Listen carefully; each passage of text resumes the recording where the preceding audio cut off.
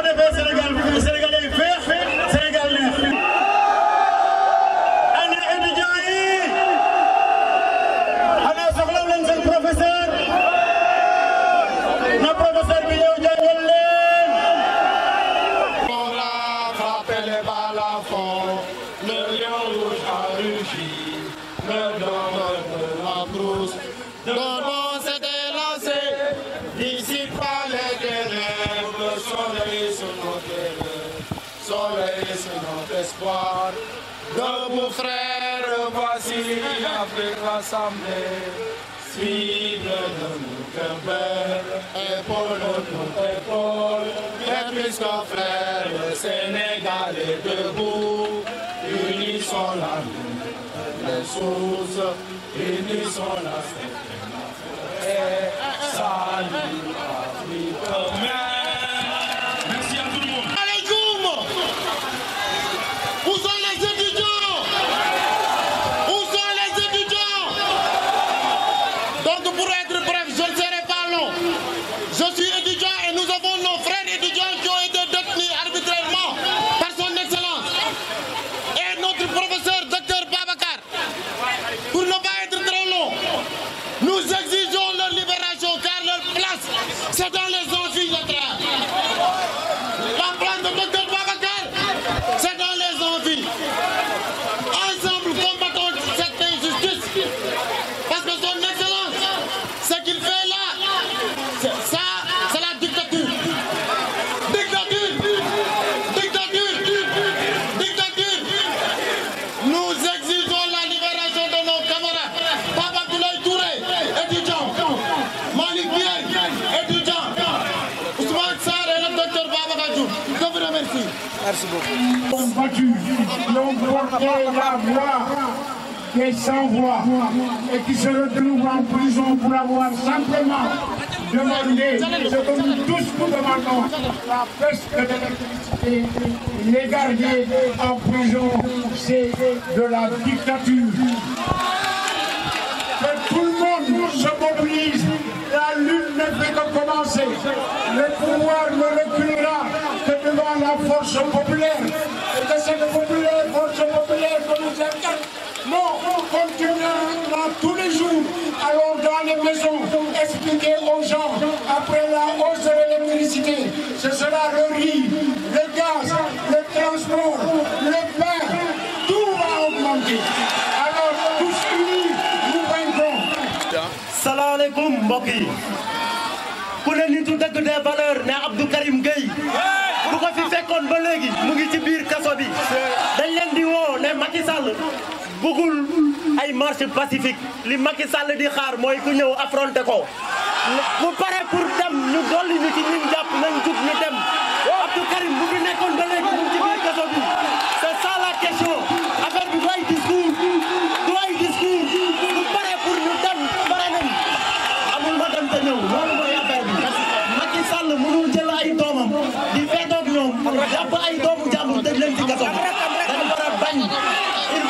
bañ nitu dëgg valeur nee na day bañ li Karim doon def loolu lañ ko taxawal dañu ñaanal ko suñu borom may ko wér voilà. merci. mbaa Sénégal réewum démocratie la ba léegi est-ce que Sénégal réewum démocratie la ba léegi mbaa xam ngeen benn réewum démocratie am na boo xam ne ñi day dem dox ñaxtu ci kanam présidence ñu jàpp ko toj ko ci biir kaso dem rek Mauritanie journée boobu Mauritanie ñoo dem ci palais ba manifester sitting pendant 1 heure de temps kenn jàpp leen kenn sànni lacrymogène est-ce que war nañu nangu Sénégal di dellu ci gannaaw Mauritanie est-ce que war nañ ko nangu est-ce que xeex bi suñu mag yi xeex bu ñu toll fii war nañu nangu Macky Sall di ko dellu ci gannaaw kon ñu ngi exiger nañu bàyyi immédiatement et sans condition Guy Marius Sagna docteur Babacar Diop ak bépp manifestant boo xam ne dañ ko àndoon keroog yóbbu ko ci biir kaso. Ils sont détenus de façon injuste, de façon arbitraire. Nous exigeons leur libération immédiate et sans condition. Merci. Macky Sall moo ñu digoon suñu ko falee n'est-ce pas dina wàññi courant bi waaw Macky si c'était un nœud Sénélec c'est une boîte bien gérée une boîte formable kon war ñu nangu quelques mois après son élection mu yokku courant li gën a appauvrir Sénégalais yi kon ñoo lànk. Merci beaucoup. Représentant de frappe. Mbooloo mi ana ñi bëgg Guy Marius Sagna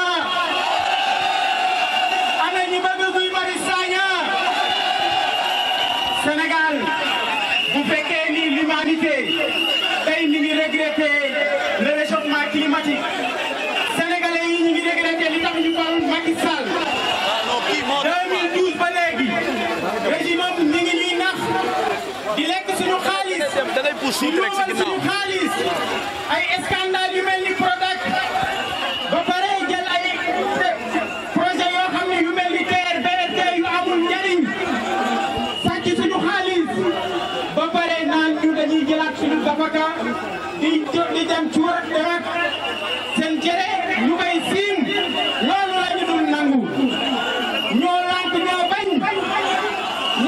ñoo bañ tey frappe France dégage daf leen di jox benn message ñoo lànk bi dafa am lu ci topp mooy ñoo lànk bu ñu fay facture janvier 2020 su kenn fay facture janvier 2020 dinañu dem ci population yi wax ak ñoom wax leen hold up sàcc bi nekk ci ginnaaw loolu bi ci topp mënuñu fi taxaw te waxuñu ñi ci otage yi ñu tenir au niveau des prisons seen santé mi ngi dégradé wu il faut que ñi ngi jël les diplomates ñi ngi jël les droits de l'homme wax leen ñu xool seen santé wax aussi Macky Sall dañ ko jox ultimatum jeudi bu fekkee ni libéré wul les otages vendredi ñi ngi dem place de l'indépendance les otages on les libère. Nous appelons Dame Mbodj au nom des enseignants. ñun jàngalekat yi nga xam ne ci seen tur laay wax man Dame Mbodj ñun ku ñu xam ñun jàngalekat yi xam ne xeex bu mos a am ci Sénégal ñun ñoo ko jiite. ñu pare pour xeex ak président Macky Sall pour mu libérer Guy Marius Sagna libérer Babacar Diop libérer ñu nekk ci prison bi te tëj kaso yi sa jàllal réew mi. Alors, je représente les étudiants et nous disons non à cet otage politique parce que les étudiants, leur place n'est pas dans la prison, c'est dans les amphithéâtres. Les cours ont déjà démarré, leurs camarades sont en train de s'inscrire, leurs autres camarades sont en train de faire les cours. Eux, ils n'ont pas la possibilité, alors qu'ils n'ont rien fait. Ils n'avaient fait que faire quelque chose, ce que la Constitution leur a permis de faire, c'est-à-dire le droit de marcher. Ils l'ont fait, ils sont des otages, il faut qu'on les libère sans condition. On exige leur libération immédiate. En tout cas, à l'université, il n'y aura plus de cours sans notre étudiants. On a déjà commencé le front. Et nous ne pouvons pas nous arrêter. Tant que nos étudiants ne sont pas libérés, tant que le professeur n'est pas libéré, parce qu'il y a des milliers d'étudiants qui l'attendent. Il y a des étudiants qui doivent suivre leur mémoire. Donc c'est leur avenir qui est en jeu. Nous ne pas laisser faire. Nous ne pas laisser faire. On va tout faire pour qu'ils soient libérés. Camarades, mobilisons-nous davantage. Le combat vient de commencer.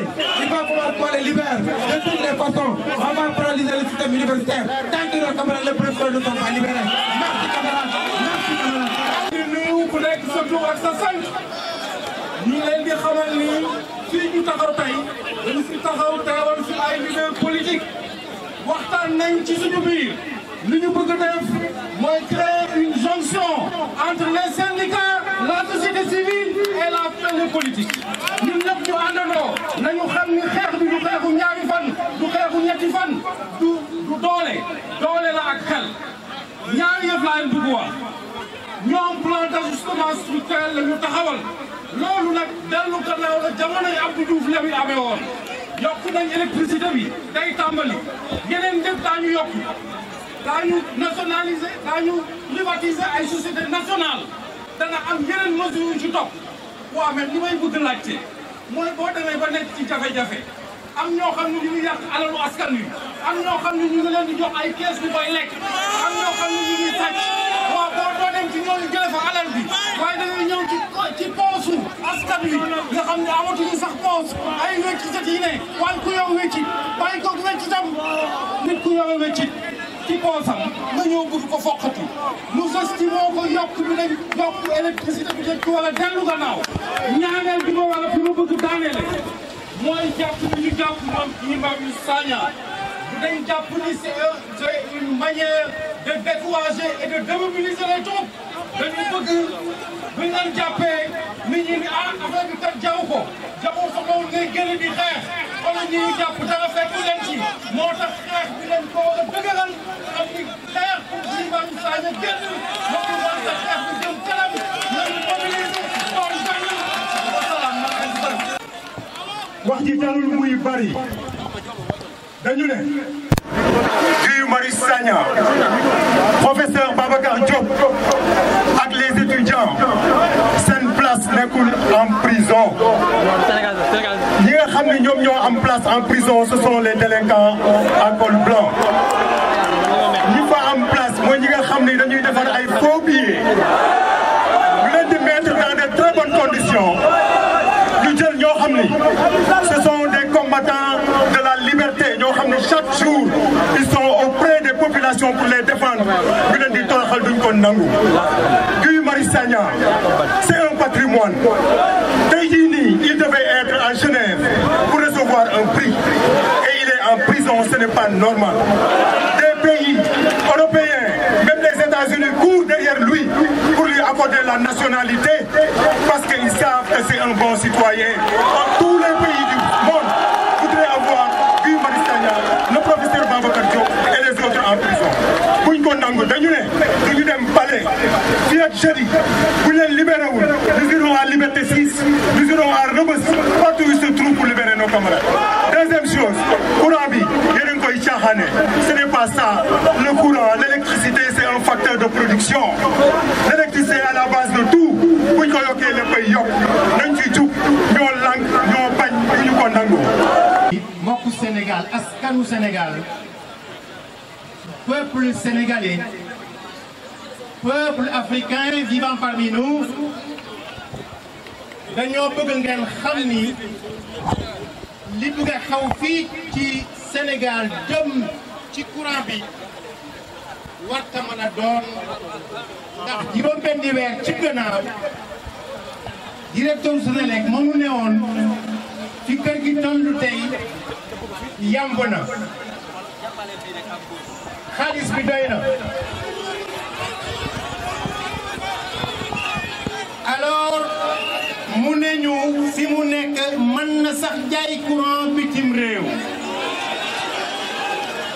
ñu yeewu benn bés le 27 novembre 2019 ki ko fa wuutu ñëw ne nu dafa am gàpp 12 milliards 191 millions te dafa bëgg sénégalais yi ak sénégalais yi fay ko ñu ne mënuñu fay li ñu lekkul mënuñu fay lu ñu consommé wul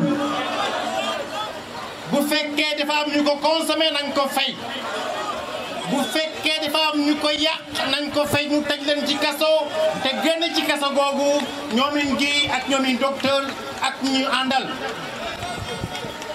kon nag collectif bi nga xamante ni taxaw na tey tembe danoo bëgg ngeen xam ne ñoo ko leen di gërëm ci seen teewaay mais marche tey bi benn la ci plan d'action bi nga xamante ni au niveau national comme au niveau international dañu ko bëgg a dérouler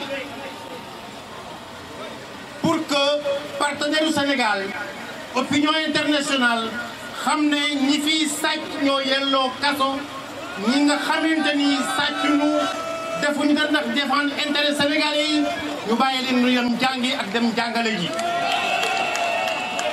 fan yi di ñëw collectif bi dina jot encore ak yéen contact pour ñu xam yan action ñoo ciy topp dañu libérer suñu otage yi libérer suñu mbokk yi wàññi courant bi ndax mënuñu fay li nga xamante ne ñun ñoo ko consommé.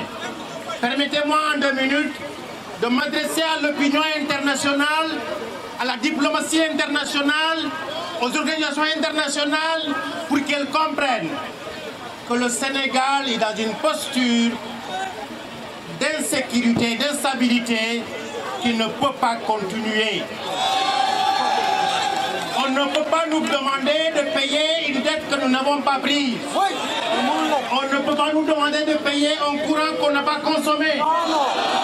On refuse, on refuse, on refuse. Et pour ça, nous voulons qu'on libère nos otages. Nous voulons que cette initiative d'augmenter la facture de courant soit annulée une fois pour toutes. Sinon, vive la mobilisation pour que les gens soient libérés. Merci beaucoup pour cette très belle mobilisation. dama foog ne Sénégal benn moment dañoo yaakaaroon ni bañkat dafay jeex.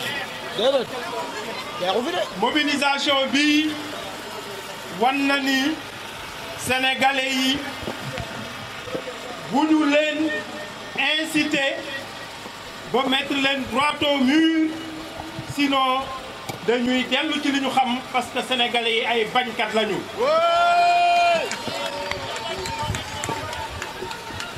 Augmentation prix électricité bi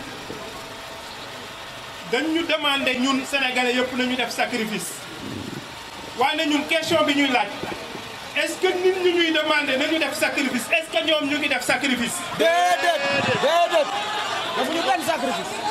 est-ce que président de la république jëndee benn oto à 650 millions wala plus mu jege 1 milliard. Est-ce que loolu sacrifice la. Est-ce que président de la République bi ñu ne depuis 2012 ba 2019 307 milliards la ñu jël ñoom ci seen biir ci nguur bi di ko jëndee ay oto est-ce que loolu sacrifice la. sàcc lañ ay sàcc lañ. est-ce que wax yi ñuy waxante fan yii ñun ñëpp dégg ko ñu jaaxle ci lool est-ce que loolu sacrifice la. waaw dama jàpp nag ni réew ñi koy jiite ñoom ñoo war a def preuve d'exemplarité waaye nag lu ñu xam Sénégal lu ñu fi gis mooy sunu njiit yi nguuru la ñu xam loolu nag moo tax ñun war nañu taxaw temm wan leen ñoom nan la ñu war a téye réew mi puisque xamuñu lu ñu war a téye réew mi sacrifice bi ñuy laaj ñun ñëpp ñoo koy def. nañu bañ nañu lànk nañu bañ nañu lànk augmentation prix de l'électricité augmentation des denrées de première nécessité augmentation leneen ak leneen nañ ko bañ parce que ñoom ñi ñuy jiite di ñu laaj sacrifice yi nanguwuñu def sacrifice bi donc ñu ngi leen di sant di leen gërëm ñu ngi sant aussi di gërëm waa aar li ñu bokk Thiès parce que ñun très souvent Thiès la ñuy nekk ñu ngi fii ñu ngi wax aussi di envoyer message aux autres Sénégalais ñi toogoon di yaakaar ni manifestation yi dana am violence manifestation yi mu ngi nii ça s'est très bien déroulé beneen yoon ñiy toog seen kër di hésité nañu def nit ñi ñëw fii ñu ñëw wane ni Sénégal ñun ñëpp a ko bokk duñu bàyyee suñu njiit yi di pasar pasare suñu alal wasalaam merci beaucoup. asalaamaaleykum.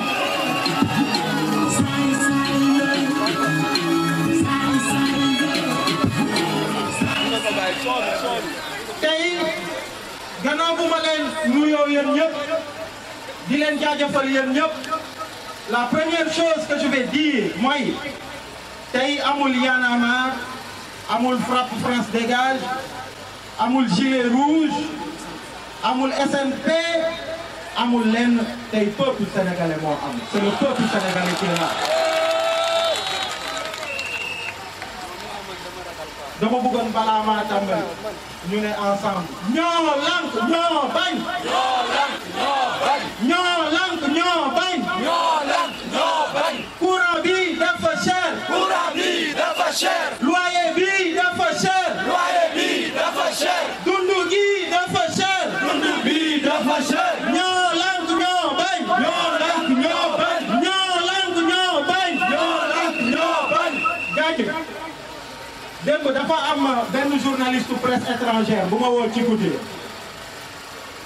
mu ne ma sénégalais yi du ñu génn il paraît que sénégalais yi ils sont très passifs et que sénégalais yi dañu yaas fus du ñu génn suba ma ne ko ah mu ne ma waaw ma ne ko ba suba incha allah mu ne ma l'autre chose ma ne ko lan mu ne ma il paraît que même bu ñu génnee benn yoon gis nañ ko fi ci ndajew aar li ñu bokk bi après ils n'ont pas la détermination de poursuivre les combats. est-ce que loolu dëgg la est-ce que loolu dëgg la tey wane nañu ni li mu njëkk a wax du dëgg ndax gis nañu tey sénégalais yi nekk ci ñu ñëw tey répondre massivement à cette marche waaye am na ba ca des waaye am na ba ca des et il faut que ce défi là qu'on le relève am na ay journalistes ay confrères sénégalais yu ma interpellé tout à l'heure pour me dire Aliou est-ce que tu es content parce que les Sénégalais sont là ma ne leen je ne suis pas encore content parce que am na beneen ba ca des nag tey lay tàmbali gars ñi tey lay tàmbali il faut qu'on reste déterminé je ne suis pas encore content malgré cette réponse massive malgré peuple bi wàcc tey à travers cette marche gis ngeen ko je ne suis pas encore satisfait et je pense que vous n'êtes pas encore satisfait. Donc gars ñi fi romb yëpp wax nañ ko Macky Sall a intérêt avec son gouvernement que première chose que nañu libérer dans les plus brefs délais les otages qui sont en prison.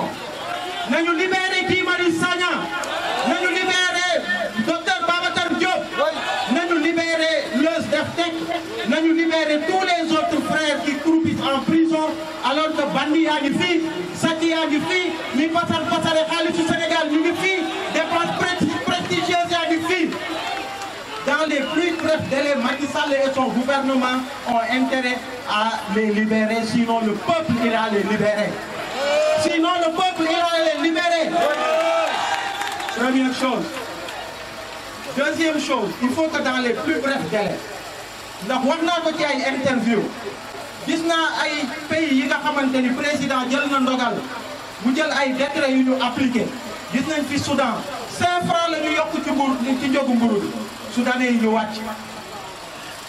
Rien n'est perdu au contraire il faut se battre pour que gouvernement bi yokkute bi mu wax mu wàññi ko et on donne ce même ultimatum à Macky Sall et son gouvernement. Donc gars yi jaa ngeen jëf encore une fois restez à l'écoute restez déterminés lii c'est un premier pas c'est un premier acte nañu xool fii ak suba ginnaaw suba ban réponse la ñuy am venant de et écoutez très bien ce qui va suivre ndax le peuple est déterminé à libérer ses otages il faut que Macky Sall mu libérer leen jaa ngeen jëf jaa ngeen jëf jaa ngeen jëf jaa ngeen jëf jaa ngeen jëf jaa ngeen jëf. Dans les plus brefs délais ces otages qui sont là-bas parce que leur place n'est pas là-bas. Si ce n'est pas fait, il entendra son peuple, premièrement. Aujourd'hui, on est là. Deuxième chose, la mesure de l'augmentation du prix de l'électricité. Le peuple s'est exprimé aujourd'hui dans les rues de Dakar. On espère qu'ils en feront une très bonne relecture et une parfaite lecture. Parce que si ce n'est pas le cas, le peuple se prononcera encore et le peuple proposera un acte fort pour les engager à le faire. Dans les 24-48 heures, on écoute pour voir quelle va être leur réaction. Et ils ont vraiment intérêt à écouter ce peuple-là qui s'est exprimé aujourd'hui de la façon la plus pacifique, un peuple discipliné qui a tenu cette manifestation dans les règles de l'art et qui l'a terminée à l'heure. Dans les 24-48 heures, on écoute pour voir quelle va être la réaction du gouvernement. Est-ce que ça va être un gouvernement et un président qui vont être à l'écoute de leur peuple? Et vous verrez, Inch'Allah. Alors, si on l'a fait très rapidement, l'ultimatum bi lim doon. Dañu tey peuple sénégalais moo wàcc fi. Nee ni premièrement otage yi nga xamante ni ñu ngi leen jàpp ñoom Guy Marius Sagna ñoom docteur Babacar Diop ak ñeneen ñi ñëpp peuple bi moo wàcc tey mu exprimé wu ne pour que Macky Sall ak gouvernement nañ leen bàyyi ñu ñibbi seen i kër parce que foofu du seen place. Première chose. Deuxième chose, peuple sénégalais moo génn tey ci mbedd yi de façon pacifique dans le cadre de cette marche bi ñu tàmbalee waxtu terminé ko waxtu pour que prix wu électricité bi nga xamante ni gouvernement bi daf ko yokk te cher na ba pare ñu dellu ci ginnaaw. Dans les 24-48 heures, on va écouter quelle va être la réaction de Macky Sall et son gouvernement par rapport à cet appel du peuple, par rapport à ce cri au peuple sénégalais. Voilà, bu ñu jógee ci loolu di ngeen gis inchallah le peuple bi il reste déterminé et que gis ngeen ñi fi taxaw ñëpp li ñu wax détermination bi ñu àndal. On espère que loolu dinañ ci am lecture bu baax, lecture bu lucide. Sinon, peuple mu ngi fii il est déterminé et on vous donne rendez-vous inchallah. Donc mën nañ xaar ngeen organiser waat yeneen marche. Mais marche oui loolu moom bul sonn gis ngeen tey marche bi voilà et on espère que gis ngeen peuple bu pacifique boo am gis ngeen li fi nekkoon ci lim ci ay nit ñu dox ñëw fii mu am li ñu wax on espère que dinañu déglu loolu on espère que Macky Sall ak gouvernement am dina dégg li jibee fi tey voilà incha allah. Merci.